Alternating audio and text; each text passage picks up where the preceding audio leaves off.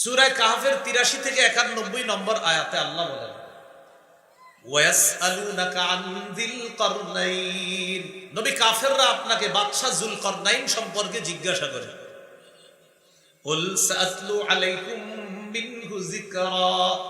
নবী, আপনি বলেন আমি তোমাদেরকে যুলকরনাইন বাদশা সম্পর্কে তোমাদেরকে আলোচনা করে শুনিয়ে দিচ্ছি। এরপরে আল্লাহ বলেন, ইন্না মাক্কান্না লাহু ফিল আরদ। আমি যুলকরনাইন বাদশাকে ক্ষমতা দান করলাম, শক্তি দান করলাম। ওয়া আতাইনাহু মিন কুল্লি শাইইন সাবাবা। আমি তাকে সব উপকরণ দান করলাম। উপকরণ দ্বারা উদ্দেশ্য কি? যুলকরনাইন বাদশাকে আল্লাহ এমন একটা যোগ্যতা দান করছেন, তিনি চাইলে কোনো কিছুর মাধ্যমে বিভিন্ন জিনিস মুহূর্তের মধ্যে প্রস্তুত করে পারতেন। এই ক্ষমতা যুলকরনাইন বাদশাকে আল্লাহ দান করছেন। এবার দেখেন তিনি কি করছেন। তিনি ৩টা সফর করছেন। বলেন কয়টা? বলেন পৃথিবীর যেখানে সূর্য অস্ত হয় কোন দিকে? পশ্চিমে। এবার বলেন পৃথিবীর পশ্চিমে, পৃথিবীর পূর্বে। ৩ নাম্বার, কারো মতে বলেন পৃথিবীর উত্তরে। এই ৩টা সফর করছে যুলকরনাইন বাদশা। ১ নাম্বার সফর পৃথিবীর একদম পশ্চিমে, যার পরে আর কেউ বসবাস করে না, সেখানে যেখানে সূর্য ডুবে। ২ নাম্বার সফর যেখান থেকে সূর্য ওঠে, যার পাশে আর কেউ বসবাস করে না, পৃথিবীর একদম পূর্ব পাশে। এ হলো 2টা সফর। ৩ নাম্বার সফরটা হলো কোন মুফাসসিরের মতে পৃথিবীর উত্তর প্রান্তে তিনি সফরটা করেছেন। বাকি এই জায়গা কোরআন বলে না কোন দিকে।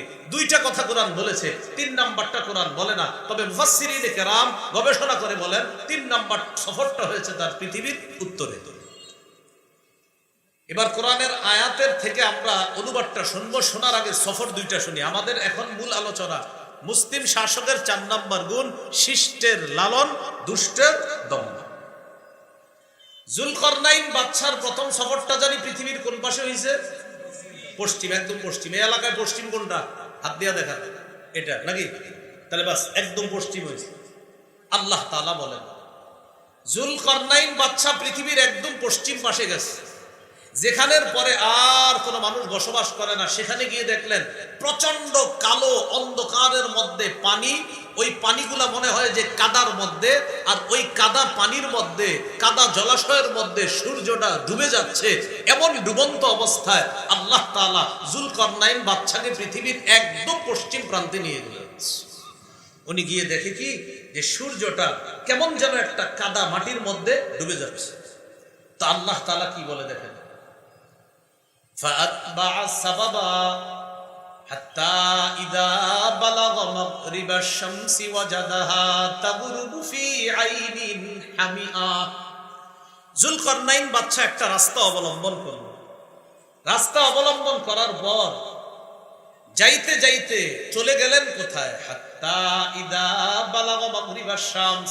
চলতে চলতে তিনি সূর্য অস্ত যেখানে হয় সেখানে পৌঁছে গেলেন। ওয়াজাদাহা, সূর্যটাকে তিনি পাইলেন এমন অবস্থায়, তাগরুবু, সূর্যটা ডুবতেছে, ফি আইনিন হামিআ, কর্দম যুক্ত অথবা কাদা যুক্ত অন্ধকার কালো জলাশয়ের মধ্যে যেন সূর্যটা ডুবতেছে। তিনি এরকম দেখলেন সূর্যটা ডুবতেছে। এরপরে দেখেন কি হয়, ওয়াজাদা ইনদাহা কওমা, সেখানে তিনি একটা জাতিকে পাইলেন। আবার বলছি, এমন এক জায়গায় গেলেন যেখানের পরে আর কেউ নাই, সূর্যটা ডুবতেছে, এর এই পাশে একটা জাতি তিনি পাইলেন। সেই জাতি ছিল কাফের। বলেন সবাই, সেই জাতি কি ছিল? আল্লাহ যুলকরনাইন বাদশাকে বললেন, বাদশা যুলকরনাইন, তোমার সামনে 2টা অপশন। এই কাফেরদের ব্যাপারে আমি তোমাকে ক্ষমতা দিলাম, তুমি চাইলে তাদেরকে শাস্তি দিতে পারো, চাইলে তাদের ব্যাপারে কোনো ভালো কিছু গ্রহণ করতে পারো। অপশন কয়টা? আর মুসলিম শাসকের 4 নাম্বার গুণ জানি কি? শিষ্টের লালন, দুষ্টের দমন। বুঝেন কিন্তু, না হলে বুঝবেন না কথাটা। আল্লাহ বললেন, ও যুলকরনাইন বাদশা, এই যে সূর্য অস্ত যাচ্ছে, এখানে যে জাতিকে আপনি পাইলেন, তাদের ব্যাপারে আপনার সামনে 2টা অপশন। কি? ইম্মা আন তুআদ্দিবা, আপনি চাইলে তাদেরকে শাস্তি দিতে পারেন, যুলকরনাইন বাদশা এক জাতিকে পাইলেন, তাদের ব্যাপারে আল্লাহ বললেন, কুলনা ইয়া যাল করনাইনি ইম্মা আন তুআযিবা ওয়া ইম্মা আন তাত্তাখিযা ফীহিম হুসনা। ও বাদশা যুলকরনাইন, আপনি চাইলে তাদেরকে শাস্তি দিতে পারেন অথবা তাদের ব্যাপারে উত্তম কিছু গ্রহণ করতে পারেন। এবার যুলকরনাইন বাদশা কি করলেন? তাদের ব্যাপারে দুইটা নীতি অবলম্বন করলেন। যুলকরনাইন বাদশা বললেন, আল্লাহ ক্বালা আম্মা মান যালামা, আল্লাহ আমি তাদেরকে দাওয়াত দিব। সুবহানাল্লাহ। দাওয়াত দেওয়ার পর আমার দাওয়াত যে গ্রহণ করবে না সে জালেম। ক্বালা আম্মা মান যালামা ফাসাউফা নুআযিবুহু, আল্লাহ আমি দাওয়াত দেওয়ার পর যদি কেউ দাওয়াত গ্রহণ না করে সে জালেম সাব্যস্ত হবে, আমি তাকে শাস্তি দিব। সুম্মা ইউরাদ্দু ইলা রাব্বিহি, এরপর তাকে তার রবের কাছে ফিরিয়ে দেওয়া হবে। ফায়ুআযিবুহু আযাবান নুকরা, তার রব তাকে কঠিন শাস্তি দিবে। আমি তো শাস্তি দিবই, তার রবও তাকে শাস্তি দিবে। তাহলে তাদের সামনে দুইটা অপশন, একটা হলো হয়তো আযাব দেওয়া, আরেকটা হলো ভালো কিছু গ্রহণ করা।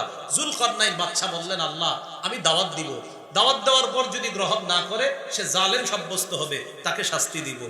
আর যদি দাওয়াত গ্রহণ করে, ওয়া আম্মা মান আমানা ওয়া আমিলা সালিহা, আমার দাওয়াত গ্রহণ করে যে ঈমান আনবে, নেক কাজ করবে, ফালাহু জাযাআনিল হুসনা, তার জন্য রয়েছে জাযাআনিল হুসনা, উত্তম প্রতিদানের ব্যবস্থা থাকবে তার জন্য। এবার বলেন তো, যুলকরনাইন বাদশাকে আল্লাহ কয়টা অপশন দিছে? হয়তো শাস্তি দিতে পারেন, না হয় ভালো কিছু গ্রহণ করতে পারেন। যুলকরনাইন বাদশা বুদ্ধিমত্তা খাটিয়ে বললেন, আল্লাহ আমি তাদের সামনে দাওয়াত পেশ করব, দাওয়াত যারা গ্রহণ করবে না তাদেরকে দিব শাস্তি, যারা গ্রহণ করবে তাদের জন্য রয়েছে উত্তম প্রতিদান। তাহলে শাস্তি যাদেরকে দিবে এটা হলো দুষ্টের দমন, উত্তম প্রতিদান যাদেরকে দিবে এটা হলো শিষ্টের লাভ। আল্লাহ জানে বুঝছে কিনা। যাদের ব্যাপারে উত্তম কিছু গ্রহণ করবে এটা হলো শিষ্টের লালন, আর যাদেরকে শাস্তি দিবে এটা হলো দুষ্টের দমন, যে এগুলা ভালো না, এগুলা দেশের জন্য সমস্যা, এটা হলো দুষ্টের দমন। আর যারা ভালো এটা হলো শিষ্টের লালন। তাহলে এখান থেকে বোঝা যায় দেশের জন্য যারা কল্যাণের কাজ করে তাদেরকে দেশের পক্ষ থেকে লালন করা দরকার, দেশের ক্ষতি যারা করতে চায় তাদেরকে দমন করা দরকার। এটা হলো মুসলিম শাসকের 4 নাম্বার গুণ। মনে থাকবে নি বাংলাটা, শিষ্টের লালন, দুষ্টের দমন। তো যাই হোক, এটা হলো পৃথিবীর পশ্চিম পাশের কথা। এবার দ্বিতীয় সফরটা কোথায় করছে উনি? সুম্মা আতবাআ সাবাবা, এরপর আরেক রাস্তা ধরলেন তিনি। আল্লাহু আকবার। একদম পশ্চিম থেকে সফর করে পৃথিবীর পুরা পূর্ব পাশে চলে গেছে।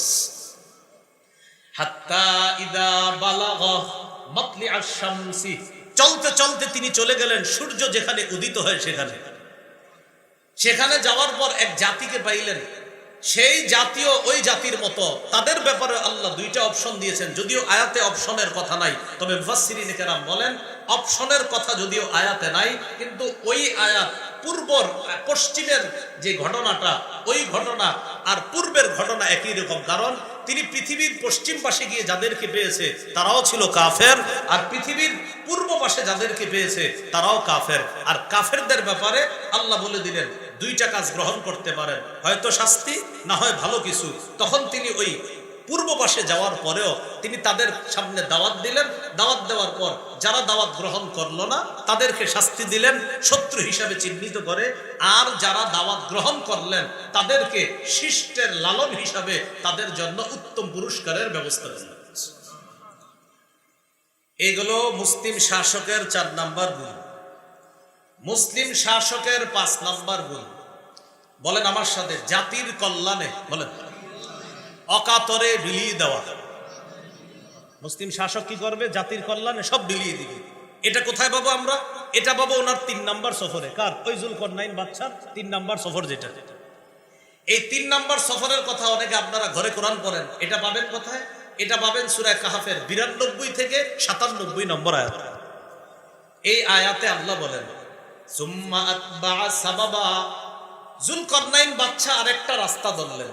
হাত্তা ইদা বালাগা বাইনাস সাদদাইনি, তিনি যাইতে যাইতে 2 পাহাড়ের মাঝে গিয়ে বসলেন। বলেন তো আল্লাহ বলে নাই এটা কোন এলাকায়, তবে মুফাসসিরিনে কেরাম বলেছিলেন এটা পৃথিবীর কোন পাশে? উত্তর পাশে। তো যুলকরনাইন বাদশা 2 পাহাড়ের মাঝে গিয়ে যখন বসলেন, বসার পর সেখানে এক জাতিকে পাইলেন। সেই জাতি কেমন জানেন? লা ইয়াকাদুনা ইয়াফকাহুনা কাওলা। ওই জাতি তারা মানুষ, কিন্তু তারা যুলকারনাইন বাদশার কথা বুঝে না। এখন যুলকারনাইন বাদশার কথা যেহেতু বুঝে না, যুলকারনাইন বাদশাকে তারা কিছু বলতে চায় কিন্তু বুঝাইতে পারে না, প্রকাশ করতে পারে না, কারণ যুলকারনাইন বাদশা যা বলে ওরা বুঝতেছে না। তখন যুলকারনাইন বাদশা কি করলেন? ইশারার মাধ্যমে তাদের সাথে কথা বললেন। যুলকারনাইন বাদশা তাদের সমস্যাগুলো শুনলেন কিসের মাধ্যমে? ইশারা। কোন কোন মুফাসসিরিন কেরাম বলেন না, দুভাষীর মাধ্যমে তাদের কথা শুনলেন।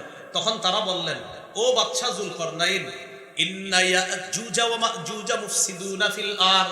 পাহাড়ের ওই পাশে দুইটা জাতি আছে, এক জাতির নাম ইয়াজুজ আর একটার নাম মাজুজ, যারা আমরা ইয়াজুজ মাজুজ বলি। মুফসিদুনা ফিল আরদ, তারা দুনিয়াতে ফাসাদ সৃষ্টি করে।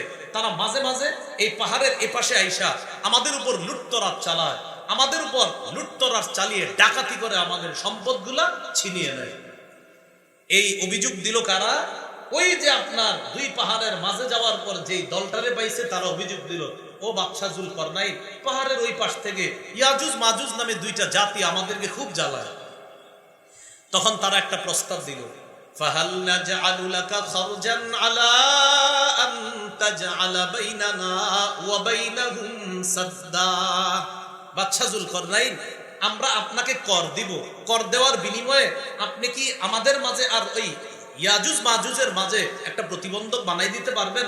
এটা কাকে বলল? যুলকারনাইন বাদশা।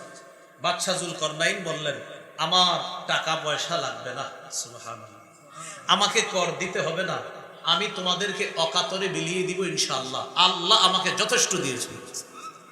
তখন যুলকারনাইন বাদশা কি বললেন? ক্বালা মা মাক্কান্নী ফীহি রাব্বী খায়রুন। আল্লাহ আমাকে যে ক্ষমতা দান করেছেন এটা অনেক উত্তম, এটা অনেক কল্যাণ। ফাআইনুনি বিকুওয়া, তোমরা আমার একটু সহযোগিতা করবা, আমাকে সাহায্য করো শক্তি দিয়ে। শক্তি মানে হাত দিয়ে পা দিয়ে সাহায্য করবা। কিভাবে? আতুনি জুবারাল হাদিদ, লোহার পাতানো তোমরা। ইয়ানো লোহার পা, বলেন লোহার কি পা। এই লোহার পাতানার পর বুঝতে হবে কিন্তু, তাকান, দুই পাহাড়, এই যে দুই পাহাড়, মনে করেন দুই পাহাড়ের মাঝে ফাঁকা, লোহার পাতগুলা আইনা দুই পাহাড়ের মাঝখানে রাখতে লাগলো, লোহার পাত আইনা দুই পাহাড়ের মাঝে রাখলো। এখন প্রশ্ন, লোহার পাত আনবে, এত টাকা পয়সা কে দিবে, খরচ কে দিবে? যুলকারনাইন বাদশা বললেন, সমস্যা নাই, লোহা যত লাগবে এটার যেই ব্যয়ভার বহন করা লাগে সব আমি করব।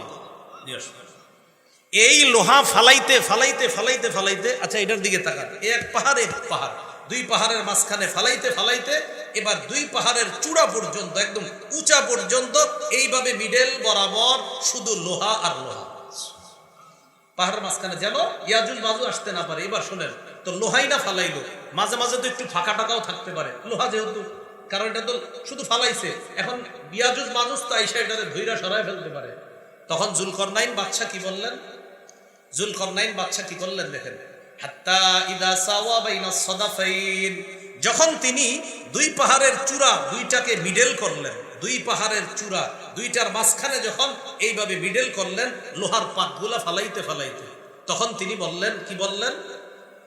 ক্বালান ফুখু, এই তোমরা আগুনের মধ্যে হাওয়া দাও, তোমরা আগুনের মধ্যে হাওয়া দাও, প্রচুর হাওয়া দাও, লোহায় আগুন ধরো আর এখানে হাওয়া দাও।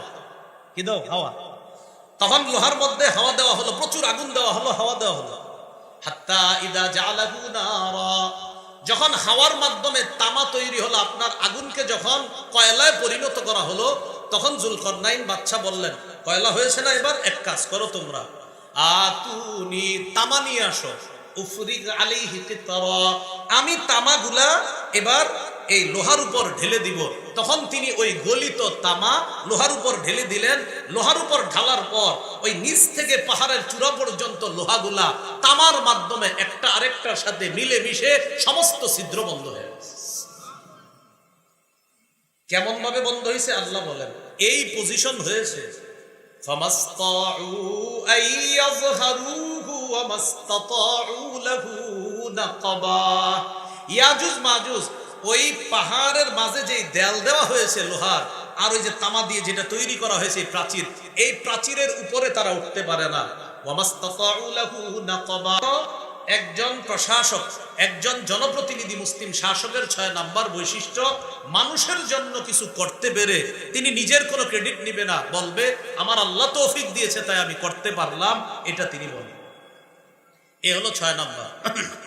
7 নাম্বার বৈশিষ্ট্য, বলেন আমার সাথে, রক্ষণাবেক্ষণ সম্পর্কে, বলেন মজুদ সম্পর্কে, অর্থনীতি সম্পর্কে যথেষ্ট সজাগ থাকা। কি থাকা বলেন তো? যথেষ্ট সজাগ থাকা। সূরা ইউসুফের 55 নম্বর আয়াত। ইউসুফ আলাইহিস সালাতু ওয়াস সালাম মিশরের আজিজকে বললেন, ইজআলনি আলা খাজাইনিল আরদ, আমাকে আপনি খাদ্য গুদামের দায়িত্ব দেন, আমাকে আপনি অর্থ সম্পদ রক্ষণাবেক্ষণের দায়িত্ব দেন। এই কথা বলার পর তিনি বললেন, ইন্নী হাফিজুন আলিম, আমি রক্ষণাবেক্ষণকারী, আলিমুন, এবং যথেষ্ট বুদ্ধি রাখি এই ব্যাপারে। এই আয়াত দ্বারা কি বোঝা যায়? বুখারীর এক হাদিসে আছে, নেতৃত্ব চাওয়া নিষেধ। নবীজি বলছে নেতৃত্ব চেয়ে নিবা না, আল্লাহ দিলে ভালো কথা। কিন্তু এই আয়াত দ্বারা বোঝা যায় কখনো কখনো কোন পদ চেয়ে নেওয়া জায়েজ আছে। যখন দেখবে যে সারা দুনিয়া অযোগ্য লোকে ভরপুর, তখন যোগ্য যারা আছে তারা যোগ্যতার আসনে বসে যাওয়া এটা উচিত। দলিল এই যে ইউসুফ নবী বলতেছে যে শুনেন, খাদ্য ভান্ডার, এই খাদ্য গুদামের দায়িত্ব অন্য কাউরে দিয়েন না, খেয়ানত হতে পারে, আমাকে দেন, খেয়ানত হবে না।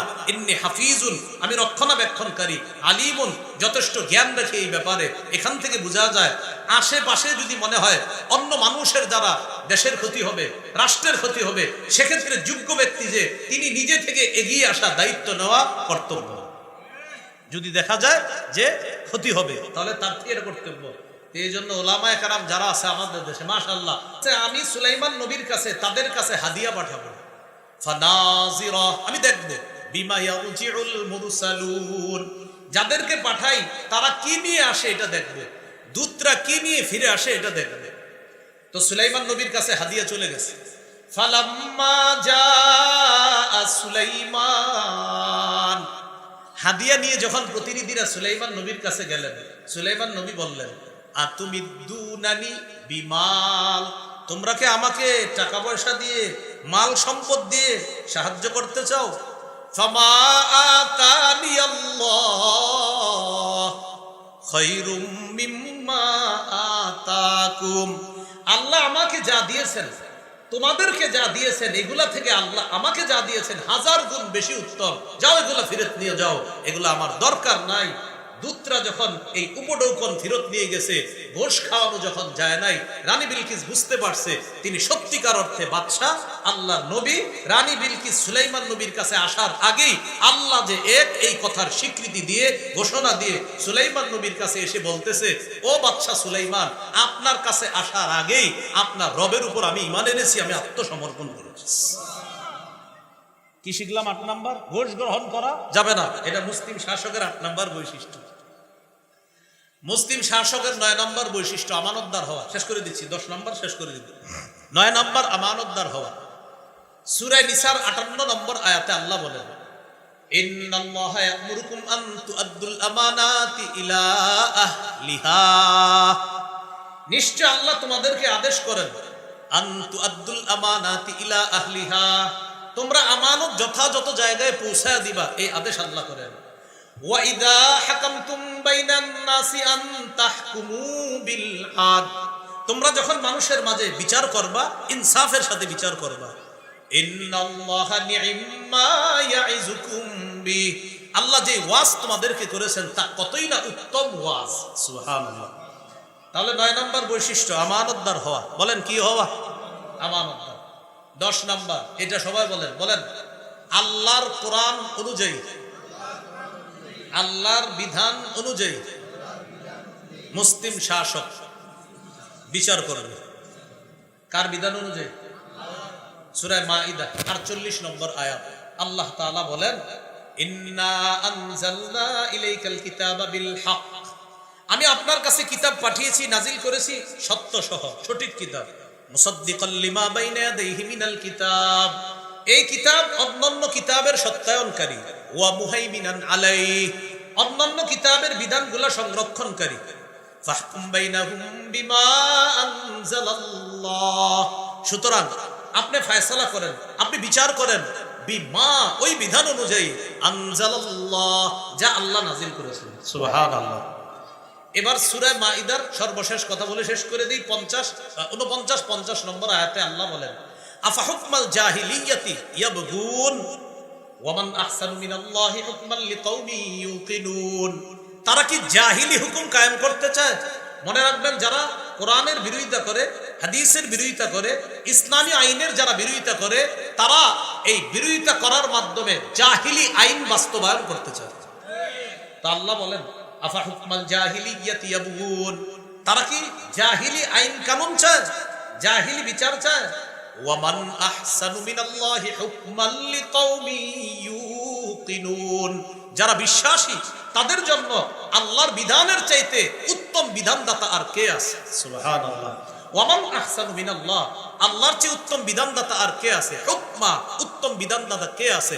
লিকাউমিন, ওই জাতির জন্য, ইউকিনুন, যারা বিশ্বাস করে। এখন বলেন আলহামদুলিল্লাহ বা ইনশাআল্লাহ আমরা আশাবাদী, আমরা বিশ্বাসী জাতি কিনা?